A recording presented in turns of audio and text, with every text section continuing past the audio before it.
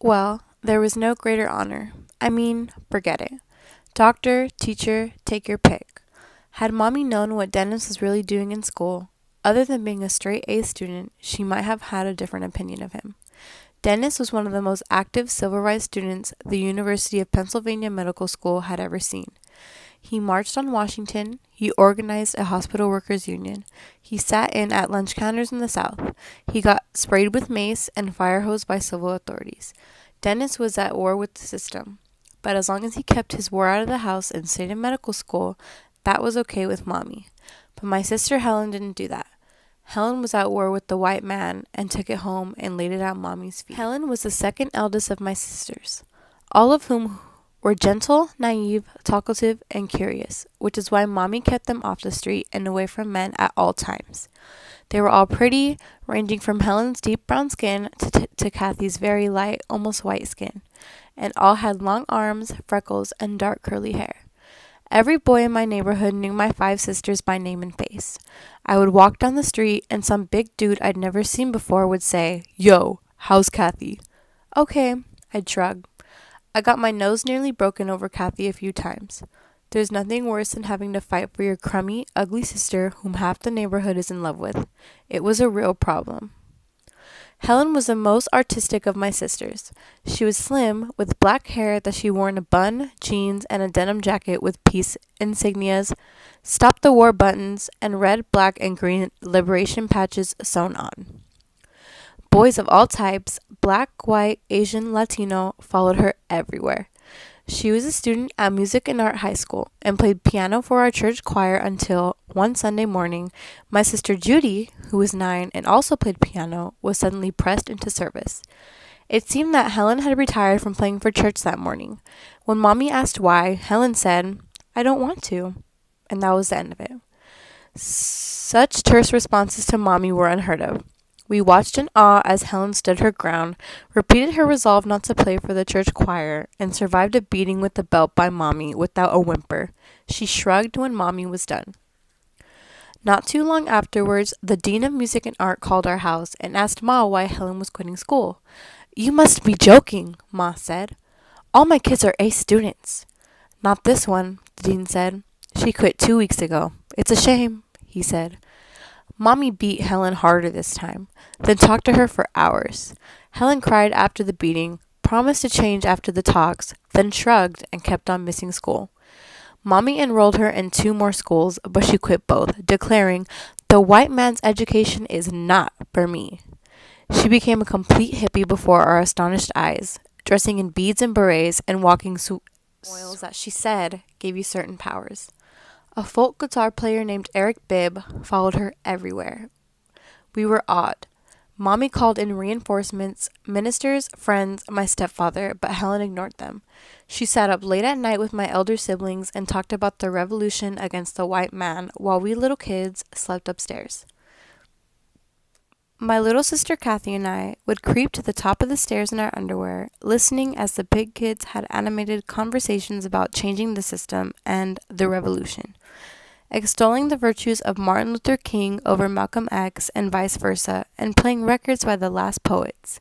Helen, once a peripheral figure in these discussions, became the epicenter, instigator, and protagonist. "You have to fight the system," she'd yell. "Fight the man!" This would set off a barrage of laughing commentary from my elder siblings, gurus of life and wisdom who had seen and done it all. "Yes, but is the man you, or are you the man? Do you mean the man or the woman? Who is the man? But are you the main man?" These goof sessions, which almost ended as earnest talks on civil rights, often went on until Mommy got home from work. As Kathy and I lay upstairs pretending to be asleep, we sometimes snuck over to each other's rooms. We heard a tremendous boom, followed by cursing and swearing. We sat straight up. Downstairs, Helen and Rosetta were having a fight. It was not often that my siblings had true fights, but when they did, they were monsters. One-on-one, fisticuffs affairs, and Helen had picked the Mount Everest of fighters. Rosetta was the eldest sister and the smartest of all my siblings. From her perch atop her bed, a bed, incidentally, that she shared with no one. Rosetta sat regally on a throne of bed pillows, legs crossed, Buddha fashion, while drinking ice water, listening to her favorite public radio station, WBAI, and giving commands all day. She would order us to serve her ice water in tall glasses and send us to the candy store for devil dogs and Montclair cigarettes, which we fetched with great dispatch and offered to her with proper subservience. She slept with the radio blasting and the lights on. While she napped, we would creep past her bed, afraid to arouse the slumbering master. She defied anyone to challenge her. My older brothers wore their hats sideways and talked in low voices about Jim Brown and Muhammad Ali. But not even the boldest of them, not even the eldest brother Dennis, to whom we all bowed low, fooled with Rosetta. Rosetta was the resident queen of the house. I heard the sound of a coat tearing. Rip! You be! Helen screamed. I heard fists landing on flesh. Rosetta roared. Kathy started to cry. Be quiet, I said. Cursing in my house was not allowed. Cursing was out of bounds. Cursing meant things were out of control. More commotion. I heard the boys downstairs saying, all right, break it up. Hold her. Billy, wait. Boom! Laughter by the boys. An agonized cry by Rosetta. Oh, you're gonna get it now. Whomp! Helen screamed. Another tussle. The sound of furniture flying. David shouting. A lamp breaking. More laughter and cursing. A vehement argument ensued, and I heard Helen declare she was leaving. Suddenly, the boys got serious. Wait a minute. Hold up, hold up. This is crazy. Don't touch me, Helen said. Don't nobody touch me. Y'all make me sick. Every single one of you. Titters and giggles. I'm sick of this house. Silence. A sob. Then heavy weeping. Aw, Helen. I heard the sound of a door opening, then slamming shut. Later that night, when Mommy came home from work and saw all the lights on and all of us, even the little kids, downstairs waiting for her in the kitchen, she knew there was trouble. Where's Helen? She asked, panic climbing into her voice. Gone, she was told. Why did you let her go? She asked. She wouldn't stay, Mom. We tried to make her stay, but she wouldn't. Oh, Lord, Mommy moaned, slapping her forehead, then balling her fists. Why didn't you make her stay? Silence. Why? As we blinked and gulped, guilt settling us like rain clouds. Helen didn't come home that night, nor the next day, nor the next. She was 15 years old. Mommy called the police the second day. They came and took a report. They searched the neighborhood, but couldn't find her. Mommy called all Helen's friends, still no Helen. The following week, my sister Jack called Mommy from her apartment in Harlem. Helen loved Jack. Everybody loved Jack. You could talk to Jack about anything. Ruth, she's with me, Jack said. She didn't want to see you, but don't worry. Let it blow over. Don't scare her off. But Mommy couldn't wait. She hung up the phone And summoned my brother Richie to the kitchen, gave him car fare and explicit instructions. Tell Helen all is forgiven. Just come home. Richie dutifully donned his leather coat, popped his Lester Young pork pie hat on his head, and headed for Harlem while Mommy paced the floor on edge. He returned late that night with his hat pushed far back on his forehead. She's not coming home, Ma, he said. Shortly after, Helen left Jack's altogether and disappeared. Mommy was beside herself. She spent entire nights pacing up and down the floor. She called on preachers and friends from church, called on my stepfather, who made several rare during the week appearances. More solutions were discussed. Prayers were said, regrets taken, apologies made. But there was no Helen. She'll come back, Daddy said. It'll all work out. He had no idea what to do about Helen.